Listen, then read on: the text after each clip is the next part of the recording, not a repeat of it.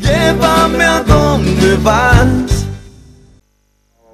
El 16 de julio de 1969, los astronautas Neil Armstrong, Edwin Aldrin y Michael Collins salen de Cabo Cañaveral a bordo del Apolo 11 rumbo a la Luna.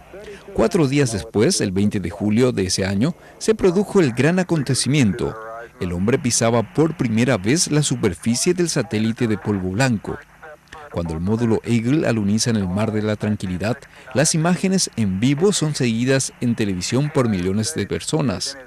Allí primero Armstrong y luego Aldrin dejaron las huellas más famosas de la historia de la humanidad.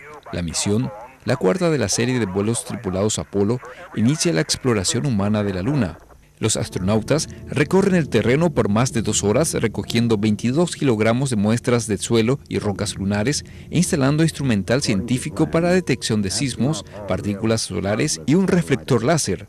Plantan además una bandera norteamericana y una placa que dice: aquí llegaron a la Luna hombres del planeta Tierra, julio de 1969 después de Cristo. Venimos en paz en nombre de toda la humanidad.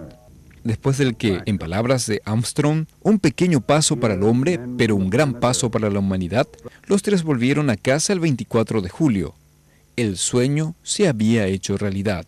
Un total de 6 misiones espaciales llegaron a la Luna y 12 astronautas caminaron sobre ella. El último de ellos, Eugene Cernan, lo hizo en diciembre de 1972. Llévame a donde vas.